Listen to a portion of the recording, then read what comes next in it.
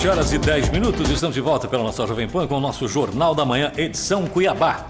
Eu quero parabenizar também o nosso colega de trabalho aqui, a pessoa que viabiliza todas essas imagens, quem nos vê pelo YouTube, pelas redes sociais, quem recebe os cards dos entrevistados, todo esse trabalho é feito pelo Johnny,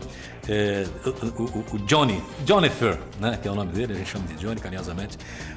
Obrigado pelo seu trabalho, parabéns, um bom dia para você, um bom dia de comemoração, tá bom, Johnny? E hoje estamos recebendo, conforme o combinado, secretário-chefe da Casa Civil, deputado federal licenciado Fábio Garcia. Bom dia, Fábio. Bom dia, Paulo. Bom dia, Vinícius. Bom dia a todos que nos escutam e nos assistem aqui na Jovem Pan. Eu acompanhei você pelas redes aí. Se tudo der errado, cantor, vai não. Porque você entoando, eu vim de Cuiabá. Isso é cruz, pesada. Isso é só brincadeira, isso é só uma palhinha de vez em quando, só para descontrair. E com o Beto, tava o Beto lá, que era a segunda voz também, né? Não, mas no nosso caso, como tava eu, Mauro Mendes, Cidinho dos Santos, o Beto passou a ser primeira voz. Normalmente ele é segunda voz, mas com a gente tem que ser primeira voz para dar uma equilibrada, né? Muito bem. Bom, a gente estava comentando aqui antes, acho que é o assunto de hoje, vai ser assunto de hoje, uma pesquisa que saiu do Instituto MT Dados, que você me disse que não tinha visto, não viu de ontem para cá? Não vi, na verdade. Deixa eu... Até agora não vi a pesquisa. Então, aqui ao vivo em primeira mão. Espontânea. Abílio Brunini, 16%. Eduardo Botelho, 13%. O Lúlio Cabral com 5%. José Roberto Stoppa com 3%. Você, Fábio Garcia, 2%. E o Ulisses Moraes aparece com 1%. Né? Enquanto 52% não responderam e tal. Na modalidade estimulada, vem o Abílio com 23%, o Botelho 22%, o Lúlio Cabral com 9% e o Stoppa com 5%. Você, Fábio Garcia, com 4%. E o Ulisses continua com 1%. Brancos nulos 8%, 28% não souberam responder, cai bastante. E aí tem simulações do segundo turno, etc. e tal. Já que você não viu, você não ganha de ninguém. Te avisar. Uma pesquisa tão longe. Primeiro, como é que você faz a avaliação dos números apresentados? Como é que você vê essas pesquisas divulgadas tão longe não temos nenhum candidato ainda, temos só pré-candidatos, nenhuma confirmada. Como é que você está analisando esse processo? Não é a primeira que sai. Já saiu umas 3 ou 4 aí. Não, pesquisa sempre tem para todos os gostos, né? Se pesquisa definisse qualquer eleição, não precisava disputar a eleição e muita gente aí que foi eleito não seria eleito, né? Se pesquisa definisse, Bolsonaro nunca seria presidente da República, Tarcísio nunca seria governador de São Paulo, Zema nunca seria governador de Minas, Blaido não teria sido governador de Mato Grosso. Portanto, quem decide a eleição não é pesquisa, é o voto das pessoas lá no dia 2 de outubro, no momento da eleição, no dia da eleição, é isso que define. Portanto, não importo com essas pesquisas. Mas esses números, feitas. Esses números aqui, tudo bem, nós não estamos falando na última pesquisa antes da campanha. Estamos falando num processo que está longe de acabar. Tem gente brigando ainda dentro dos partidos, não sei se você já percebeu. Tem gente dentro do partido brigando, mesmo partido, às vezes brigando pela vaga de ser candidato a prefeito de Cuiabá, tem gente lá disputando. Você concorda com esses números postos aqui? Não. Podem ser verdadeiros? Não podem? Não tenho elementos para concordar nem para discordar. Já vi pesquisa com um monte de número diferente, faz parte. Não ligo para isso nesse momento, nem um pouco preocupado com esse tipo de pesquisa nesse momento, né? Portanto, como eu vou voltar a repetir, né? Eu acredito que pesquisa não define nenhum jogo. Nunca definiu na política. E a gente tem inúmeros exemplos de pessoas que não apareciam em pesquisa e foram eleitos. Muito bem. Como é que está sendo reviver os seus dias ao lado de Mauro Mendes? Uma função, você ocupou, para quem não lembra, você fez parte do staff dele quando ele foi prefeito de Cuiabá. Sim. Primeiro eu dizer que o cargo de chefe da Casa Civil é um cargo de confiança do governador, né? E agradecer ao governador pelo convite que me fez de ocupar essa cadeira neste momento, né, enquanto o nosso ex-chefe da Casa Civil e agora senador Mauro Carvalho está ocupando a vaga no Senado, e nós aproveitamos e fizemos essa mudança, e a Gisela Simona assumiu, portanto, o mandato de deputado federal, cumprindo também um compromisso que a gente tinha feito de poder abrir a vaga para ela, para a Gisela, que é uma mulher, uma pessoa que há muito tempo vem batalhando na política, já foi candidata a deputado federal, já ficou suplente, não teve oportunidade de assumir, foi candidata a prefeita, muito bem votada da nossa cidade, portanto tínhamos um compromisso com a Gisela, e na vida e na política a gente deve cumprir os compromissos que a gente faz. Então a gente aproveitou para cumprir o compromisso, e eu agora ali na Casa Civil com a responsabilidade de fazer esse diálogo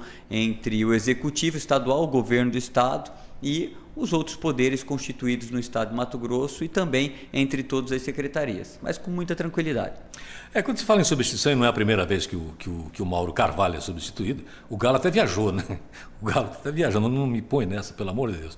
Viajou, mas acredito que estava tudo definido. Nós temos aí, nós analisamos aqui o dia a dia da política, etc. e tal, e vemos que cada um tem as suas alavancas, né, perante a população e a decisão do eleitor futuramente. Você acredita que isso iguala um pouco a sua chegada aqui em Cuiabá, para viver o dia a dia de Cuiabá e de Mato Grosso, né? Aqui e não lá em Brasília, com um olhar para o Brasil, né? Inserindo Mato Grosso no Brasil, aqui não, se inserindo dentro do Estado, melhora as condições de embate, aquele que está acontecendo principalmente dentro da União Brasil? Paulo, na verdade sua pergunta, ela leva a gente a pensar que essa troca, essa minha entrada na Casa Civil, ela tem um intuito eleitoral, e eu não entendo assim.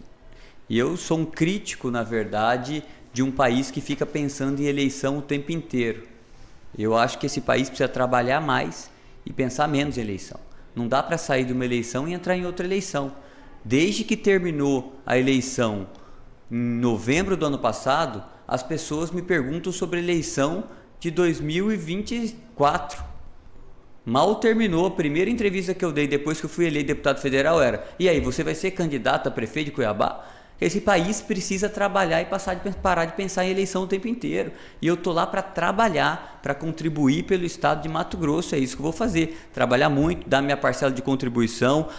Dei a minha parcela de contribuição, tenho dado na Câmara dos Deputados, e agora vou dar na Casa Civil ao lado do governador, tentando buscar com que o governo do estado de Mato Grosso, sob orientação do governador, seja o mais eficiente possível. O que quer dizer isso? O que o governador quer que a gente faça? Que a gente possa entregar o maior resultado possível para a sociedade, utilizando o menor volume possível de dinheiro público. Claro que tem que levar em conta que a eleição ela não se define nem se decide só dentro do período permitido pela Justiça Eleitoral. Realmente as campanhas começam bem antes, né? Não, a campanha não começa antes, não. A campanha começa a partir do momento da convenção, né? O que eu sempre acredito na questão da política é que o trabalho pode te levar a um bom resultado eleitoral, mas ficar pensando em eleição o tempo inteiro, não acredito que leve a um bom resultado eleitoral. Bom, a gente tem... Desculpe discordar, Fábio. Não, tudo bem. A gente tem visto campanhas, inclusive dentro dos próprios partidos e tal. A gente tem visto tudo isso bem, acontecer. cada um pensa de uma forma, mas assim, Claro. eu penso e Sim, sempre acreditei nisso, né? Vinícius. Ótimo, muito bom dia, nosso deputado, Bom dia, secretário, Vinícius. chefe da Casa Civil. É sempre um prazer poder conversar contigo. Eu quero falar ainda do deputado federal, ainda, né? Vamos lá. Que até 2 semanas atrás, né? Você estava lá e teve um papel importantíssimo ali na votação da reforma tributária, né? Quero que você faça uma avaliação, né? Realmente dos acordos, né, que o Mato Grosso conseguiu. O seu apoio, né? Muita gente discutiu, porque vocês estavam contra, né? Você e o governador. Depois o governador fez até um vídeo, né? Justificando o teu voto. Né? E eu acho que foram garantias importantes, né? Que o estado de Mato Grosso e os outros estados tiveram. Né? Como é que você viu esse processo e assim, as expectativas para aprovação no Senado? Vinícius, na verdade, o Brasil há mais de 30 anos pede por uma reforma tributária, né? Mais de 30 anos a gente fala esse nosso sistema tributário é caótico, a carga tributária é muito pesada, a gente não entende nada, as empresas têm que ter mais contador do que pessoas na atividade fim. Por exemplo, uma empresa de engenharia tem que ter mais contador do que engenheiro, porque é tão complicado, tão complexo, a gente não sabe quanto a gente paga de imposto, aonde a gente paga o nosso imposto. Quando a gente compra um saco de arroz, a gente não sabe quanto de imposto tem lá dentro, a gente precisa modernizar esse país, a gente precisa fazer uma reforma tributária, e aí veio a possibilidade de votar uma reforma tributária. Quando vem uma possibilidade de reforma tributária, a gente pode ter 2 posicionamentos. O primeiro é cruzar os braços e simplesmente falar que aquele texto não está bom e que não vai votar e votar contrário.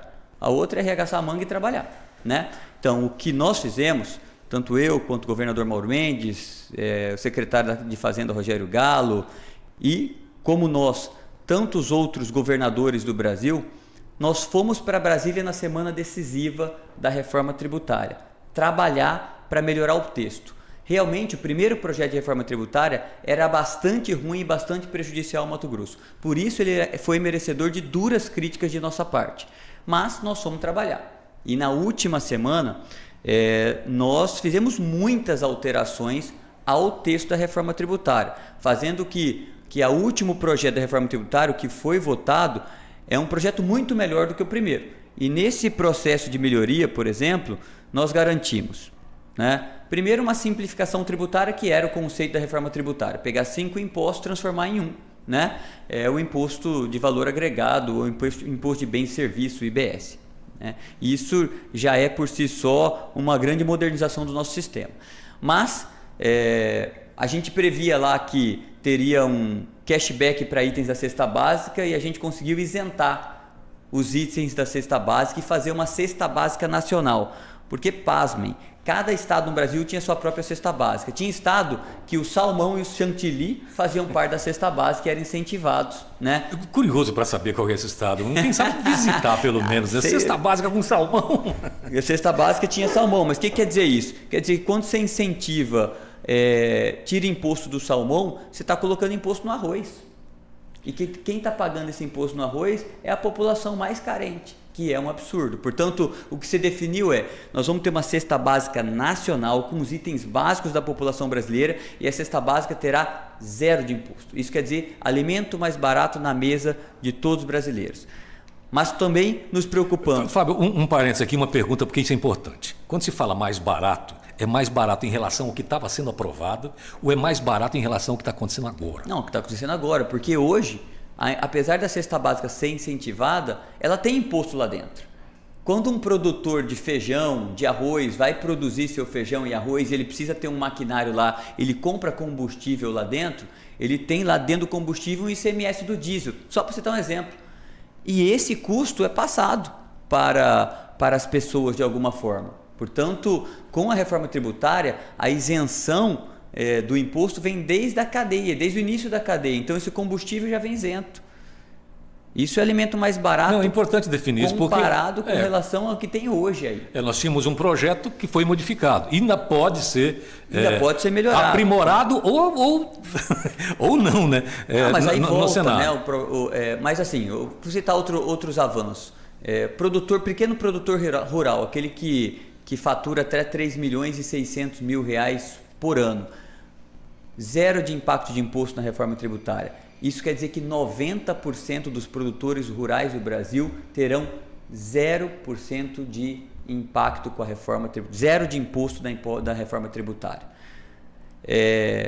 Todo mundo que está no Simples, que eu vi muita gente gravando vídeo aí falando assim, olha, o médico vai pagar 30 e tantos por cento de imposto, o dentista vai pagar não sei quanto de imposto, o fisioterapeuta vai pagar não sei quantos de imposto. O Simples Nacional está mantido. Então, todos esses profissionais liberais que faturam até 4 milhões e 800 mil reais por ano, nada muda. O Simples está mantido, vão continuar incentivado com o imposto previsto no Simples hoje. E para um dentista, para um médico, faturar mais de 4 milhões de reais por ano... Não é tão simples assim. Não é tão fácil assim. Então, isso também, ele cobre 90% dos profissionais liberais do Brasil. Né? Aqui a gente recebeu aqui, eu acho que a imprensa toda, a questão, olha, o ISS-QN vai ser elevado, vai pagar igual o ICMS, que é um patamar totalmente diferente, o problema está aí e tal. Não, é o que eu estou dizendo para você, estou indo setor por setor. Aí você pega 4 setores que tiveram a alíquota reduzida em 60% na reforma tributária. Saúde, todo serviço de saúde, todo serviço de educação, transporte público e o agronegócio. Esses setores têm 60% de redução na carga tributária, com a reforma tributária. Portanto, é um avanço importante. Os incentivos fiscais previstos hoje foram mantidos até 2032. E nós mantivemos também os incentivos previstos para a região Centro-Oeste, Norte e Nordeste do Brasil, através das superintendências já existentes, Sudam, Sudene, que dão até 75% de redução no imposto de renda aos empreendimentos industriais nessas regiões. Nós conseguimos manter os fundos de investimentos previstos nos estados em desenvolvimento que já estavam constituídos até abril de 2023, como é o caso do FETAB no Mato Grosso, como é o caso do Fundo do Goiás, como é o caso do Fundo do Mato Grosso do Sul, como é o caso do Fundo do Pará, né? E conseguimos que a reforma tivesse uma transição longa e lenta. Ela só começa a fazer efeito com 0,1% em 2026, portanto ela não é imediata e ela vai gradativamente sendo implementada e somente estará totalmente implementada em 2032. Aí quando eu votei, muita gente veio falar: ah, mas você votou na reforma do Lula. Essa reforma somente estará implementada em 2032. Este atual governo não se beneficiará em nada com a reforma tributária. Portanto, essa não é uma reforma do Lula, tampouco é uma reforma do Bolsonaro, apesar do projeto ter começado a tramitar no governo Bolsonaro, com apoio inclusive do ministro da Fazenda Paulo Guedes à época, né? Mas não é uma reforma do Lula nem do Bolsonaro, é uma reforma do país, que o país pede há mais de 30 anos. E agora, essa reforma saiu da Câmara, vai para o Senado, com certeza será modificada e a gente espera que seja aprimorada no Senado e volta para a Câmara para votação final. No início, nós tivemos aí uma atividade muito frenética de partidos políticos. O contra e a favor, né, da reforma. O Bolsonaro saiu contra, passou até uma descompostura no Tarcísio, que estava defendendo, etc. e tal. Chegou, na votação, você chegou a temer de ser chamado de comunista depois disso, etc. e tal, e aquela ala radical do bolsonarismo, que era contrária porque era do governo, porque imaginava que era do governo Lula, que estava dizendo agora não é. Já se cogitou de votar isso no governo passado. Você chegou a ficar, nossa senhora, vão me cancelar, porque agora está na moda o termo. Não, olha, assim, uma prova mais cabal que essa não é uma reforma nem da esquerda nem da direita, é que se você pegar os governadores que declararam apoio à reforma, né? Tarcísio era ministro do Bolsonaro, um governador de direita de São Paulo declarou apoio à reforma. Zema, de Minas Gerais, é um possível adversário de Lula na eleição daqui a 3 anos, declarou apoio à reforma tributária. Ratinho Júnior também declarou apoio à reforma tributária. Eduardo Leite declarou apoio à reforma tributária. Riedel, no Mato Grosso do Sul, declarou apoio à reforma tributária. Portanto, né, os nomes da direita, governadores, né, muitos deles, ou a maioria deles, para ser bem sincero, depois dos ajustes que sofreram, declararam apoio à reforma tributária. Essa não é uma reforma da esquerda nem da direita, como eu digo, nem de Bolsonaro nem do Lula, é do país. Vinícius.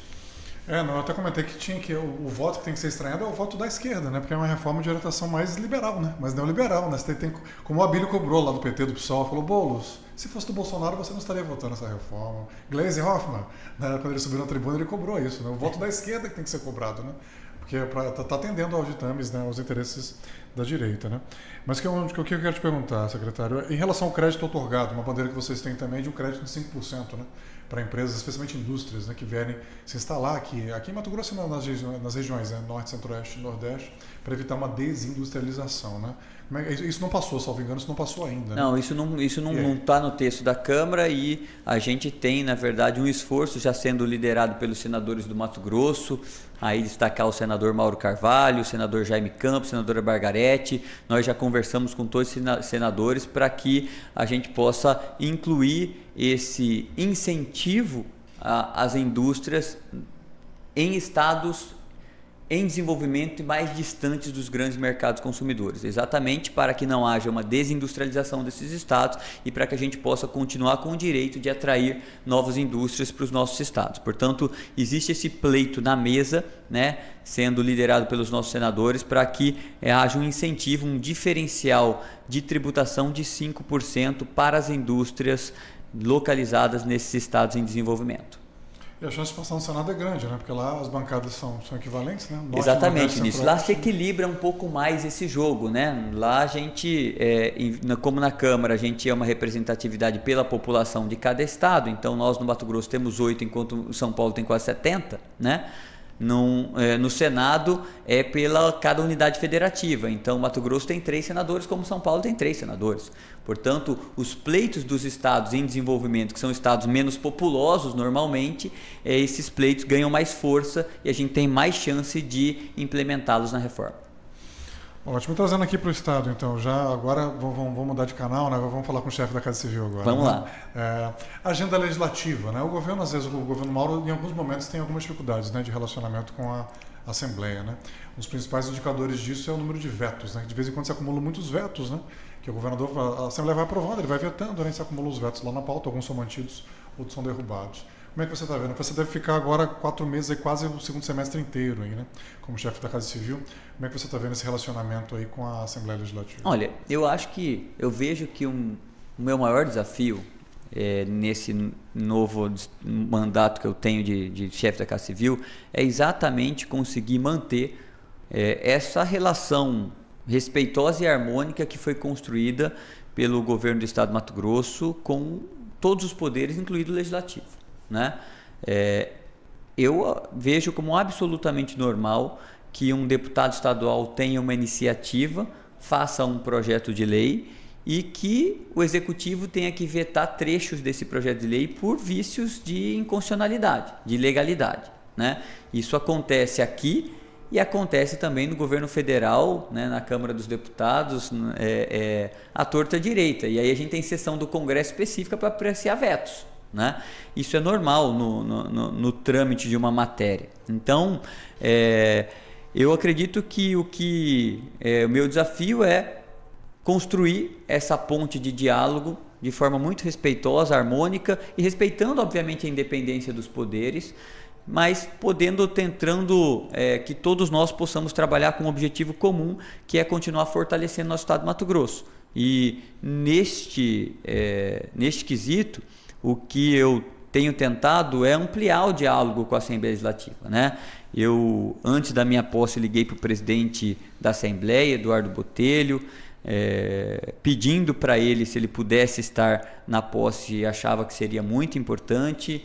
Ele foi até minha posse. No dia seguinte eu fiz uma visita de cortesia à Assembleia Legislativa, exatamente para me colocar à disposição, para estreitar esse diálogo, e também fui ao Ministério Público, busquei uma agenda também no Tribunal de Justiça. Portanto, eu vou intensificar esse diálogo com os poderes e com a sociedade mato-grossense, deixando o governo do Estado de Mato Grosso, através da Casa Civil, aberto para o diálogo com todos da sociedade mato-grossense. Esse é o papel do chefe da Casa Civil quando a gente olha esse papel para fora do governo do Estado de Mato Grosso. Você sente algum tipo de dificuldade que você possa ter no trato lá com deputados? Se o STF são 11 STFs, imagina uma Assembleia Legislativa. E os interesses que tem uma Assembleia Legislativa, e o teu papel é justamente esse, de pegar os pedidos, equilibrar, fazer esse relacionamento e não deixar ninguém de bico por conta de um não, né? Que não é uma arte tão fácil assim. Que dificuldade você acha que você pode encontrar lá? E se já achou alguma coisa, ou foi bem aceito, você estava faltando aqui no nosso convívio? Não, fui bem aceito. Eu conversei com todos os deputados, eu liguei para todos os deputados, né, depois que o governador Mauro Mendes nos anunciou como chefe da Casa Civil, conversei com todos, coloquei à disposição a todos, tenho recebido a todos os deputados que queiram conversar. Então, assim, eu sou deputado, não estadual, federal, né? Já fui para a rua, pedi voto, sei do tamanho do desafio que é o mandato de um deputado, de um parlamentar, né? Porque a população cobra muito resultado do parlamentar e muitas vezes se confunde o papel de um parlamentar com o papel do executivo. Às vezes a população cobra que o parlamentar entregue uma obra, né? Tem os que prometem também, né? Sendo que esse não é um papel essencial de um deputado. O papel essencial do deputado é legislar, fiscalizar, né? Quem executa é o poder executivo, né? Mas existe essa confusão na sociedade brasileira, né? Deputado, você precisa trazer essa obra para cá. Então, eu entendo esse papel, e aí nosso papel é fazer com que as execuções, as entregas do governo do estado, do executivo, eles estejam muito próximas do legislativo, que sejam entregas em conjuntos, porque no fim das contas o executivo também não entregaria se o legislativo não permitisse que ele entregasse, se não aprovasse o orçamento, se não desse essa liberdade, se não aprovasse aquela ou aquela outra lei. Portanto, entendendo esse papel, eu vou sim buscar que a gente tenha uma proximidade entre o legislativo e o executivo, inclusive com relação às entregas, para que seja de fato, que a sociedade possa enxergar que é um trabalho conjunto que está sendo feito em prol do Mato Grosso. Falando em entregas, vamos falar da Prefeitura de Cuiabá um pouquinho. Antes disso, só uma pergunta, ainda para o chefe da Casa Civil, né? Porque são três aqui, né? Deputado, chefe da Casa Civil e pré-candidato a prefeito. tem três aqui no estúdio, né? Vamos falar com o chefe da Casa Civil ainda. Uma das sanções ou vetos muito esperadas é da lei do transporte zero da pesca, né? Ela foi aprovada em 28 de junho, acho que até já expirou o prazo de 15 dias, né? Até comentamos aqui que eu não acreditava em grandes vetos, mas eu acompanhei pela mídia que talvez a questão da recuperação de matas ciliares, né, um ou outro ponto, talvez o governador vetasse. Como é que vocês estão vendo isso? Porque foi fruto de um grande acordo, né? Foi aprovado por 15 a 8, né? Então, como é que vocês estão enxergando essa questão dos vetos ou da sanção lá do transporte zero? Para ser bem sincero, Vinícius, eu ainda não analisei esse projeto. Ele está dentro do prazo para que os vetos possam acontecer. Nós temos uma agenda essa semana com o governador para que a gente efetivamente possa analisar as sugestões de veto por parte da Procuradoria do Estado, que é quem olha o projeto e vê a legalidade de tudo que está lá dentro, né? Então a gente vai fazer essa reunião essa semana para que a gente possa analisar tudo que está dentro do projeto Transporte Zero e aquilo que está dentro ou fora da legislação que cabe ou não estar naquele projeto. Então isso deve ser definido ao longo dessa semana. Okay. Muito bem, voltando então para a Assembleia e para a Prefeitura e as entregas. Tem uma entrega aí, uma polêmica por causa da placa, né? O Gilberto chegou a falar assim, olha, a placa não é importante. Eu ponderei aqui que se não fosse importante não estava lá, né? Não tinha nome de ninguém. E a questão de ontem mais uma ação, mais alguém da saúde que foi preso, foi liberado já, mas foi preso.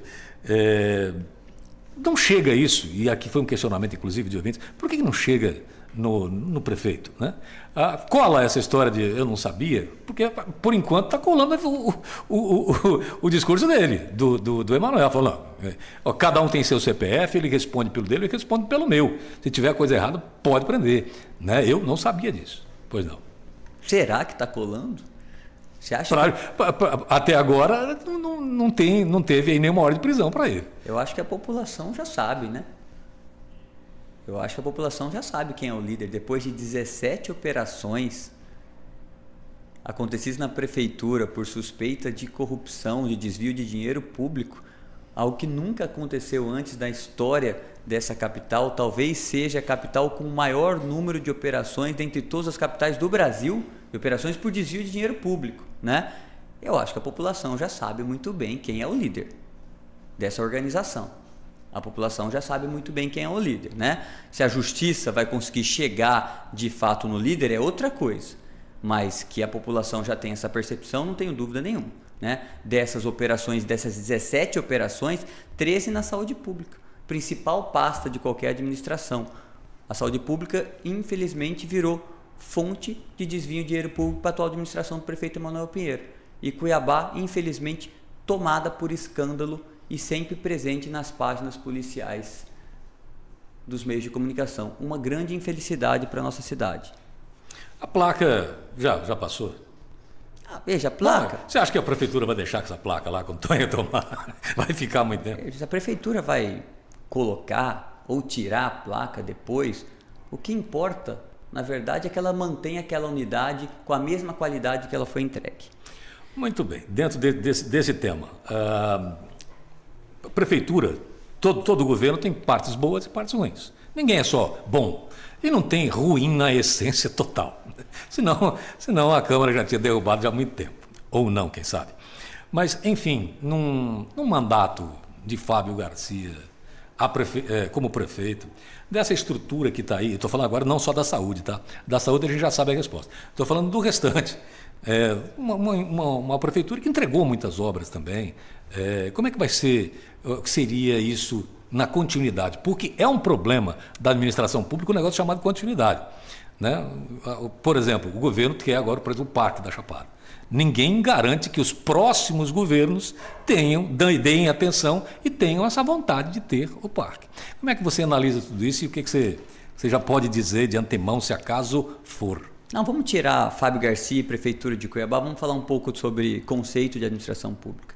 Eu acredito que esse país precisa ter políticas permanentes, principalmente nas áreas principais. A gente está falando de política de saúde pública, né?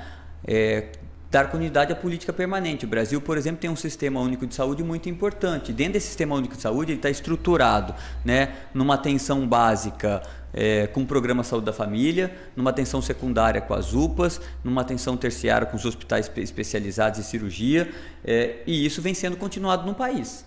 Né? Isso é uma política de Estado estabelecida no Brasil, né? Assim como é a política de educação pública. Portanto, eu acredito que as boas iniciativas elas devem ser preservadas em qualquer administração, seja em Cuiabá, seja no estado de Mato Grosso. Não tem por que pegar uma boa iniciativa, descontinuar essa boa iniciativa porque mudou o prefeito ou o governador, quem quer que seja, né? Agora, o que precisa ser mudado primeiro é o respeito com o dinheiro público e com a coisa pública.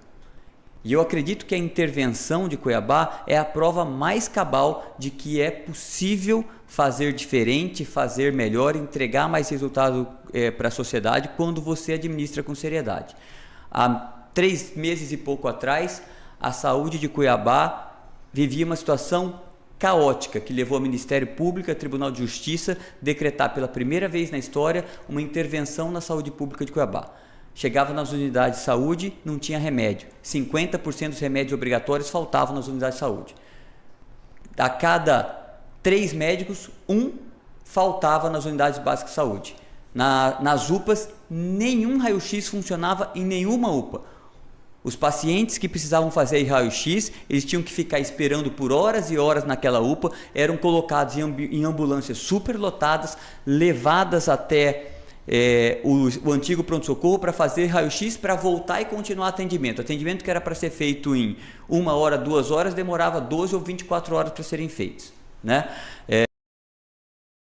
Uma obra que foi começada em 2017, ainda na gestão do ex-prefeito Mauro Mendes, não tinha sido inaugurada e terminada até a intervenção assumir, né? As unidades de saúde, em termos de infraestrutura, muitas delas em uma situação absolutamente caótica, absolutamente inapropriada para o atendimento. Ar-condicionado não funcionava, geladeira onde estão as vacinas não funcionavam, curto de energia elétrica, enfim. Isso é um descaso completo, né? E o que aconteceu de lá para cá quando a intervenção assumiu? Remédios em todas as unidades de saúde. Médico voltando a atender, chamando o médico concursado, que já tinha sido concursado, foram chamados, né? Tirando da saúde o aparelhamento e o cabide de emprego dentro da saúde pública de Cuiabá. Inauguração da UPA do Leblon, voltou a funcionar os raios-x em todas as unidades, voltamos a fazer cirurgias. no antigo pronto-socorro, no novo pronto-socorro e no Hospital São Benedito. Isso é administrar com seriedade, com zelo com a coisa pública. Isso sim eu acho que é a mudança que precisa ser feita. Bom, 7h45. Dentro desse tema ainda... Só para colocar para o nosso secretário aqui, que eu acertei com a sua assessoria, sei que você tem um compromisso agora, na sequência. Então, daqui para frente, você me avisa. Eu, por mim... Ainda temos tempo, Não, eu por mim, eu viraria às 8 horas, tá? Vinícius. Então, isso que eu quero te perguntar, secretário. Foi renovada a intervenção até o final do ano, né? Até 31/12. Como é que você está vendo? Renova até o final do mandato ou devolve para a prefeitura ano que vem? É difícil fazer essa análise. Na verdade, essa análise será feita certamente pelo Ministério Público novamente com a aprovação do Tribunal de Justiça, né? O que eu espero é que a intervenção continue melhorando a saúde pública de Cuiabá. Faça o seu trabalho, não vai entregar uma saúde perfeita, porque ninguém vai conseguir consertar um desmantelamento que está sendo feito na saúde pública de Cuiabá há 7 anos em alguns meses, né? Mas que certamente entregará à sociedade cuiabana uma saúde muito melhor do que pegou, e isso já está acontecendo. Se o Ministério Público e o Tribunal de Justiça entender que a intervenção ainda tem questões prioritárias a serem consertadas, a serem levadas a cabo na saúde pública de Cuiabá e que a intervenção deva fazer, certamente essa decisão será obedecida pela equipe de intervenção. Mas essa decisão de continuar ou não, ela está inteiramente na mão do Ministério Público e do Tribunal de Justiça, né? E eu não sei o que eles vão decidir, porque é uma decisão que será tomada, haja vista a situação da saúde pública no momento que precisa ser tomada a decisão mais no final do ano. Então, porque havia muita pressão até sobre servidores e fornecedores. Olha, não apoia a intervenção porque nós vamos voltar logo depois, né? O Emanuel e os vereadores da base pressionando, né? Isso ainda está acontecendo lá? Acusação de sabotagem, inclusive. No início houveram muitos boicotes, sabotagens. Para você ter uma ideia, o que eu achei até assim, emblemático disso, na UPA do Leblon, ela estava pronta para ser inaugurada. Pessoas entraram na UPA do Leblon, né? Tinha muita gente trabalhando lá para finalizar, e rasgaram as cadeiras onde as pessoas vão tomar soro e tomar medicamento. Um ato de depredação, a interventora fez um boletim de ocorrência, né? Assim, um verdadeiro absurdo, né? O que leva alguém a depredar um patrimônio público da saúde pública de uma UPA que será entregue à população para atender bem a população? Na interpretação de vocês, algum vândalo esporádico que existe em qualquer canto? Isso é um vândalo político. Ou recebeu ordens? Não, é um vândalo político, com intenções políticas. Agora, se que recebeu ordem ou não, não posso dizer. Mas, obviamente, que é um vândalo político, porque nenhum vândalo de sã consciência, né, vai entrar dentro de uma unidade e rasgar cadeira onde as pessoas vão tomar medicamento, novas, 0 bala. Muito bem, 7h48. Quero agradecer aqui por ter aceitado o convite e vir bater esse papo com a gente. Fábio Garcia, secretário-chefe da Casa Civil, por hora. Obrigado, Paulo, mais uma vez. Obrigado, Vinícius. Eu que agradeço o convite, Paulo. É sempre bom um bate-papo aqui com vocês da Jovem Pan. Me colocar à disposição, né? Nós vamos estar mais próximo agora no dia a dia do trabalho, né? Nesses próximos 4 meses que eu vou estar aqui dando minha contribuição ao governo Mauro Mendes. Portanto, sempre que vocês entenderem que seja interessante abordar qualquer assunto que eu possa ser esclarecedor desse assunto, eu estou à total disposição. Vou cobrar. Da Jovem Pan para que a gente possa vir aqui e conversar, tá bom? É nosso papel, e eu agradeço muitíssimo o convite aí feito no dia de hoje. Muito obrigado e um abraço a todos. Obrigado, Vinícius. Obrigado, Paulo. Obrigado,